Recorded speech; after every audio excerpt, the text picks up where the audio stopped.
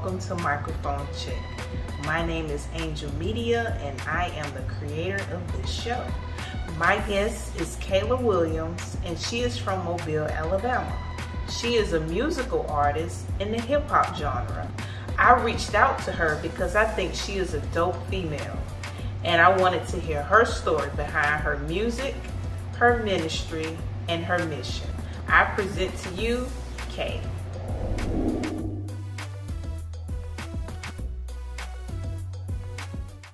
I got my start in music just growing up. My mom was into music, my dad was into music. Even though I was younger than the era of music I listened to, I really enjoyed more of the old school rap. They still had a story behind it. People like MC Lyte and Queen Latifah and Rhapsody and Slick Rick and all those types of people. And then I started out writing poetry as a really young girl. My mom was into poetry and she introduced me to it and I just liked it. It was a way for me to express myself without having to talk, or if I got too emotional, I could just write it down and still make my way through it. And then I just, when I was about 13, 14, my cousin sent me a beat and she was like, if you do poetry, then you can rap. And so I was like, I'm not a rapper. And she said, yes, you are, write to it. And so I wrote to it and I let her hear it and she was like, Kayla, you're really good. Now, granted, it was not Christ-like content, but that's how I got my start. And then when I got to college, my freshman year, I ended up giving my life to Christ. And because of the church I grew up in, rap was not of God. That was the way we were raised. I was a Baptist, so I just cut everything out. And I was like, I can't rap anymore, can't do any of those things, even though that's where my passion was. And I end up getting a Lecrae CD from somebody. And then I end up getting a Triple E CD from somebody. And then I just started hearing all these people. And I was like, wait, they're rapping and they're rapping for Jesus. Like, I can still do this thing. And that's when I started rapping. It was November 2010 is when I started rapping for God. And it's just been a ball ever since then. I've just been going.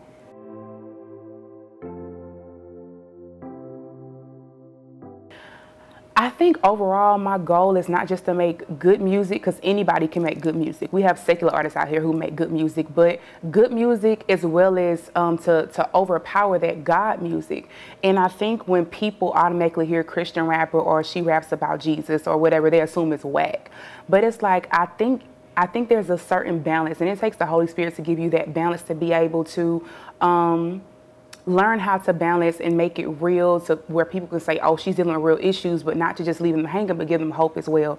So my goal is to make good music as well as God music, but music that will even transform people while they're listening to it and say, you know what, I actually got a solution to my problem from listening to a song, or I'm dealing with that too. So it's not just something you can ride to or you can vibe to or you can get crunk to, but it's a message in it.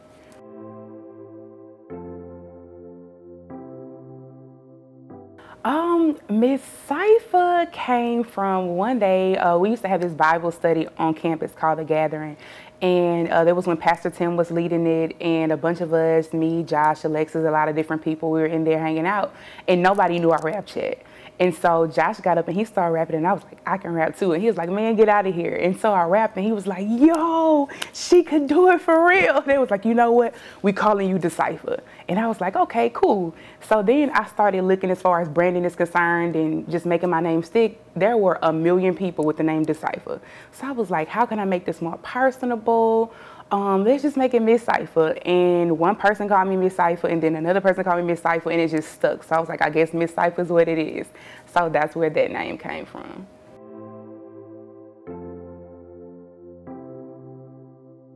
I do write a lot of music. When I write, it's usually during the most inconvenient times. Like I'm on the interstate driving and God will just start giving me stuff, or I think of a really cool punchline and I'm like, oh, I'm gonna forget it if I don't write it down. Because I used to think I can depend on my memory, and then I would wake up the next morning and completely forget everything. So I was like, I'm not doing that anymore. So I have 1 million voice recordings on my phone where I literally record like raps and stuff when I'm driving or if I can't get to my notepad. And my favorite part of the process is just seeing it all come together. So it may be some bars or a piece that I wrote in January and it's December and I'm just now putting it together, but it fits perfectly. And so my favorite part is just seeing it all come together, even though I didn't write it at the same time. And as far as my inspiration is concerned, sometimes I get in a place where it's like I can't write, or, you know, I feel like it's hard for me to get it out, or it's a struggle, and I don't like to feel forced when I write. I like it to flow. And so I'll listen to other artists who inspire me, and then I'll draw inspiration from them. Some of my favorite artists right now, Eshon Burgundy. You have Shawan, Benjamin Broadway. I love Erica Mason. It's so many great artists, Bizzle, and then, oh my goodness, you have Lauren, and I know I'm forgetting somebody. Spazzy Rocket, he's known as Xavier Omar now. You have Name Tobias, a very close friend of mine, Phil J. That's somebody I work with here locally. Jeremy Thrash. I just listen to people who are very lyrical, and their punchlines are like, hey, they coming for you, but it's a message. And I love it. I love it.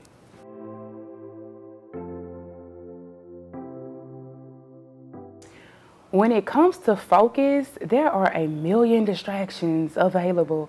And it seems as if when you get one thing cornered and centered, another distraction pops up. But what I've learned is that distractions are going to be inevitable, but it's whether or not we respond to them that determines our course. And it all goes to knowing yourself. I remember hearing Jackie Hill Perry say one time, if we were just real with ourselves about our struggles, then we could avoid a lot of sin and a lot of, you know, distractions and things like that. So I know for me, it comes from knowing myself. And so a way that I stay focused is a schedule. And schedules sound so cliche, and some people can even say schedules are legalistic or religious when it comes to your relationship with God, but it's really using wisdom and discipline, because I know if I say I meet with God every morning at 5:30, then if it's not a life or death situation, I need to be up to meet with God at 5:30. Or if I know I write on Tuesdays and Thursdays from 6 to 8, I need to keep my from 6 to 8, and it helps me stay on course. Otherwise, if you don't give your time an assignment, your time is going to do what it wants to do. So, yeah, that just helps me stay focused on my schedule and being real with myself. Like, okay, Kayla, you know this is not helping you get where you need to go, so cut it. Just leave it alone.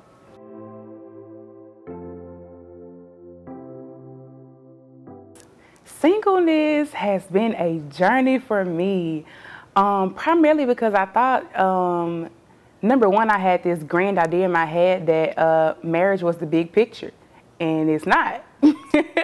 And I've seen so many of my friends get engaged or get married and different things, and they tell me, Kayla, enjoy your singleness. And it's easy for somebody to tell you to enjoy your singleness, but when you're single, you really don't want to hear that.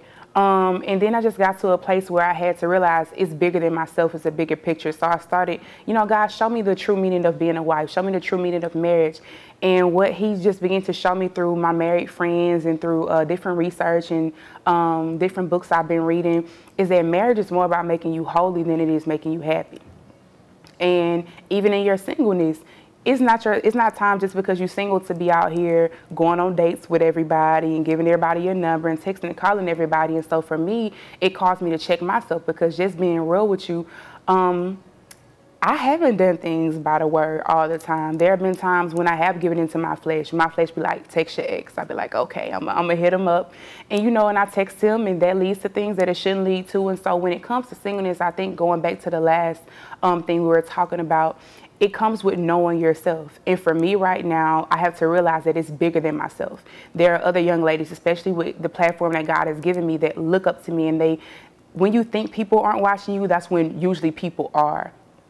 And so I had to realize, okay, Kayla, this is not just about you and your feelings, Lord, these emotions, and what you want to do and what your flesh wants you to do, but it's a bigger picture than that. There are some young ladies who are looking at you and say, you know, if Kayla's holding on, then I can hold on. If Kayla's doing this the God way, then I can do this the God way. And so for me, it just comes with being wise and using wisdom. And that's not always easy, because sometimes my feelings want me to do what I want to do when I see everybody else getting married or getting engaged. But as I began to study Proverbs 31, which is so cliche, we have everybody hashtag Proverbs 31. I'm a Proverbs 31 woman, but it's so much to that. And I began to study when it said, he that finds a wife finds a good thing. And so it's like, okay, so when my husband does find me in God's will and God's timing, I won't be a girlfriend. I won't just be a woman. I'll be a wife. So being a wife happens before you get married. And I was like, okay, God, so show me what that's about. And he got me pretty hard. He's like, well, Kayla, if you wouldn't be texting and talking on the phone with all these guys if you're married to a man. Why are you doing it now? And I was like, ouch, you know, that kind of hurt. But I had to be real, and I was like, you know what? That's true. And he was like, well, how can you expect to be faithful to a man and you're not even faithful to me? And I was like, oh, okay, God, you know, that's true too. And he said, well, Kayla, you've been single technically, but you haven't been alone. You've been texting him, you've been calling him, you've been going on your little dinner dates when you feel like it. And so I really had to evaluate my life and say, okay, what's the root of this situation? Because for the longest I had been going through the same cycle because I was dealing with the fruit of it. And if you pluck fruit, it's going to grow new fruit. But if you cut it at the root, it'll stop everything where it is. And the root of the situation was, honestly, I had never been single in my life. I always had some guy to talk to, somebody to entertain me, somebody to entertain. It was something. And so getting to it, I had to realize, okay, I'm just lonely and I'm giving it to my feelings. And my feelings do not have dominion. My hormones do not have dominion. They don't tell me what to do. And so it just came with being real and saying, you know what, God, show me how to be single your way. And even though this isn't going to be easy, he graced me to do it. He's been doing that. And so I think what keeps me on course with it is, number one, knowing I want to please him, but number two, knowing that there are lots of other young ladies who are looking to me and it's bigger than myself. My dad and my mom have influenced my life in many ways. And most people get up and they say, oh, it's been perfect, but you know, it hasn't been perfect. My upbringing, I was very privileged as a child with just having my mom in my life and my family and different things, but me and my father didn't get a real relationship until I was about 18 years old. And me and my mom went through a couple of things with me being rebellious and wanting to stay out all night and come home late hours in the morning. But nevertheless, I look back at it, and as much as I had some rough patches, I wouldn't change anything because it makes me who I am today. You wouldn't get the music you get today. You wouldn't get the blogs and coming soon the books that you guys are going to get from me if I wouldn't have went through what I went through. And so my mother has taught me the definition of selflessness. My mother was very sick when she got pregnant with me, and she was very sick as a child. And so to make a long story short, they told her if she wanted to live, she would either have to abort me or you pretty much just abort me and terminate the pregnancy. And she was like, I can't do it. And time went on, and she went into labor early, and they said, well, Miss Williams, you need to make a decision. Either you want to live and she dies, or she lives and you die. And she was like, well, you know, I think God did it for a reason, and I've lived my life, so just let my daughter live, save her, and just let me go. And by the grace of God, we both end up living. But that was just, she was willing to give up her own life so that, you know, I could live. And so she taught me selflessness not only through that and her decisions, but also through just seeing her give her last to people. Or, you know, it was nothing new for me and my mom to go out to the park and feed the homeless, or, you know, give back to people, or give to homeless shelters. And that's something she taught me from a very young child, even from helping take some of my friends in at times. And my dad is very like he's like, Kayla, yes, this is your passion, but you need to stick to reality. And so it's kind of a balance, because it was all my mom. It would just be like, go, go, go. And my dad is like, slow down, calculate this, see what you want to do. And so both of them play an equal part. My father is definitely a supporter of mine, and he supports me in all that I do. He's just more of the, I think it's just because men think differently. He's more of the, okay, what's the solution to this? You told me the problem. I don't want to hear you talk about the problem anymore. Let's get to the solution. And so I'm like, Dad, slow down. But all of them play an equal part in me getting where I need to go.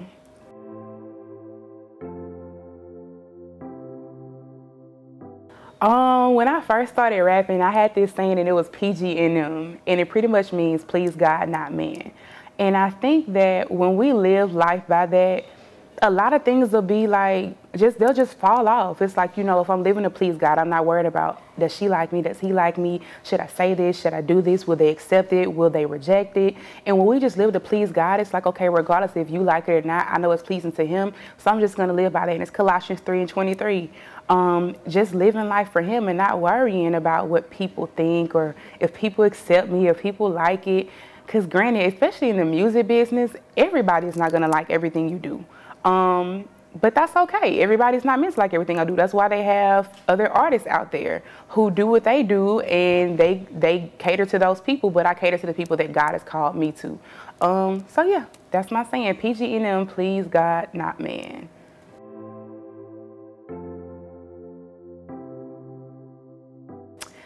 So this is the first time I'm announcing it, but there is going to be a name change, and Miss Cypher is getting dropped. Not the anointing, not the music, but the name Miss Cypher is getting dropped, and it's just going to be K, and it's just going to be Kai, which is short for Kayla.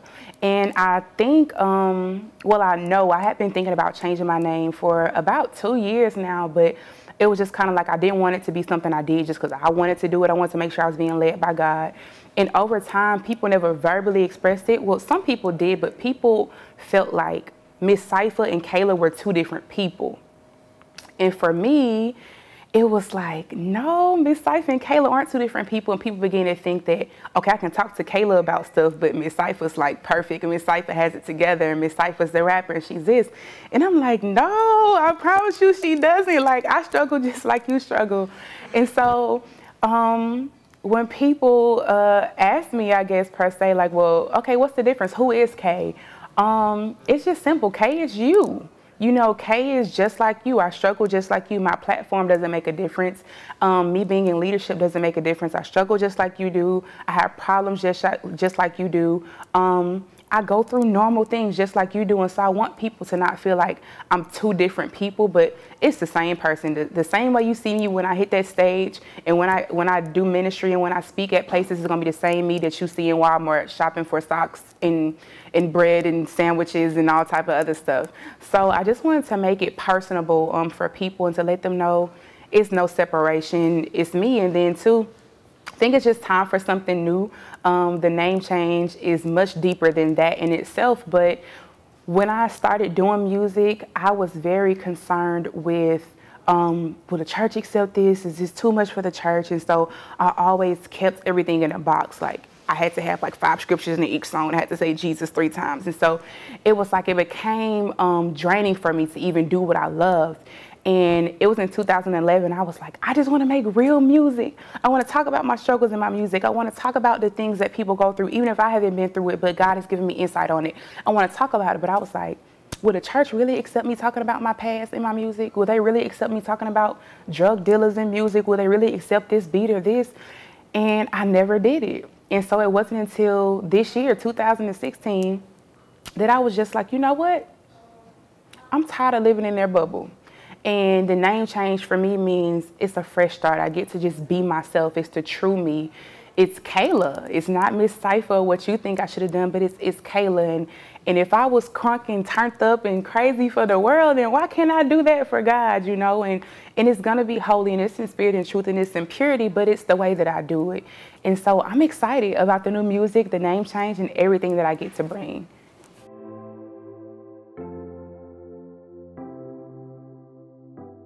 Five things I can't live without. Ooh, this is hard. First thing is music. I cannot live without music. I'm not gonna include God because I think that's a given. So I don't want to like chop off my numbers. So first thing is music.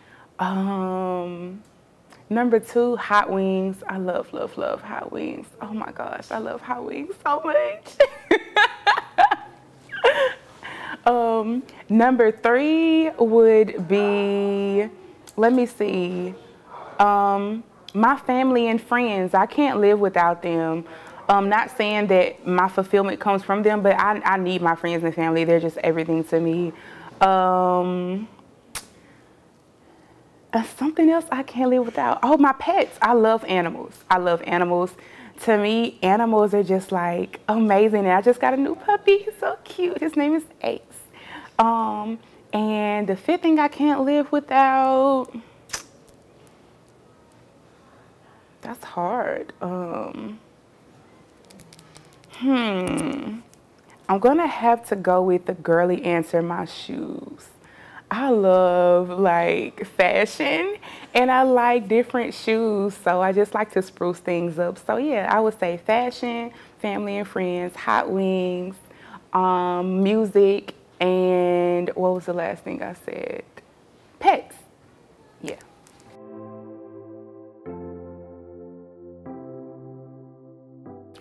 Five years from now, as far as ministry and music, it's my heart's desire to do this full time, to travel full time. And when I say music, and especially when you say ministry, it's not just doing shows, but mission trips and being able to go serve and just going around the world spreading the gospel and just getting on a tour bus and just going for a whole year.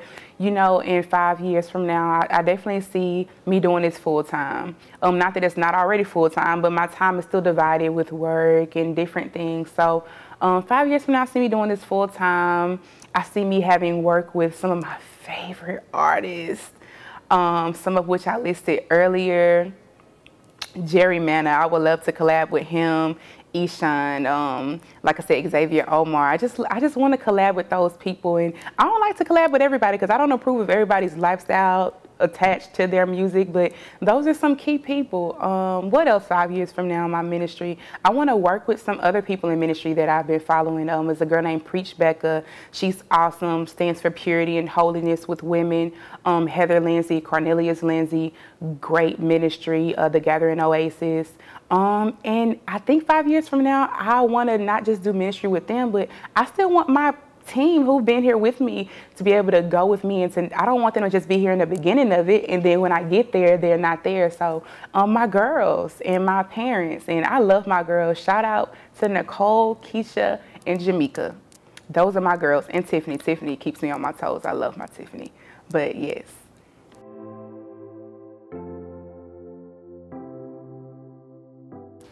My music summed up in 5 words. I would say hope, transparency, trap. it's kind of trap.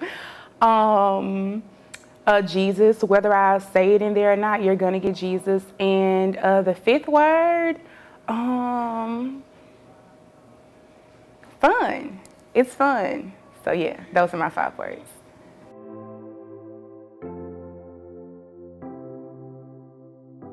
If I had to choose one person that I could open up for, it would be a little different, but I would like to open up for somebody like Bethel Worship or Jesus Culture or Hillsong or somebody like that. And I think it's because you don't normally see rappers in that arena. And what I want people to understand is that rap is not just something where, oh, we get crunk or we turn up or whatever the case is. Like in many cases, during my worship time, I've listened to some rap songs because I listen to the words and it takes me to that place of worship. And so I would love to open up. If I had to choose one, it would most definitely be Bethel Worship. I just love them, Jen Johnson, all those different people. So yeah, that's who it would be.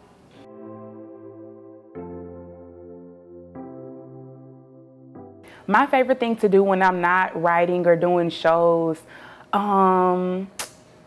it's gonna sound weird to some people, but it's working out. Like, I love the gym.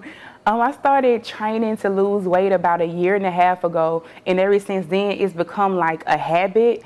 And so I found that just as how writing is therapy to me, working out is therapy. Like pushing myself beyond my limits, even though sometimes I complain half the time. I'm like, oh, I cannot make it up this hill. But when I get up there, I'm like, oh, I did it. And it's like this unexplainable feeling. And then when I go back in the house, like my muscles are sore and I'm like, yeah, I gotta soak tonight. Like it's just this good feeling like I did it. And so I like to work out and just hang with my friends and hang with my family. Yeah, just go out and work out. That's what I like to do.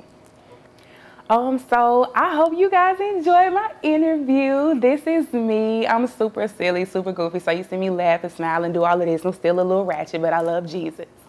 So stay tuned. I definitely have so much coming to you guys. Hashtag FM is my new project that's coming out. It's a new mixtape. It's coming out very soon, so be looking out for that. The blog is up and going, K Unveiled.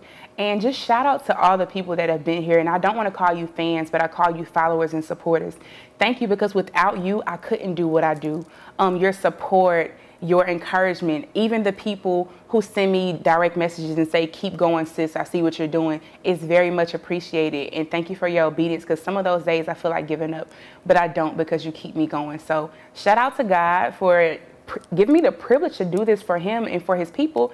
And shout out to my parents for getting me here. This is Kay. I hope you enjoyed this first episode of Microphone Check. Again, my name is Angel Media, and I am the creator of this show. I shot this episode back in 2016, and at that time I was still developing the show. All I knew is that I wanted to create a show with graphics, a cool intro, music, and interview people that have a dope story to tell about their entrepreneurship journey. If you haven't done so already, don't forget to like this video and click that subscribe button as well as the notification bell to be updated on future videos. Again, thanks for watching, and I'll see you in the next video.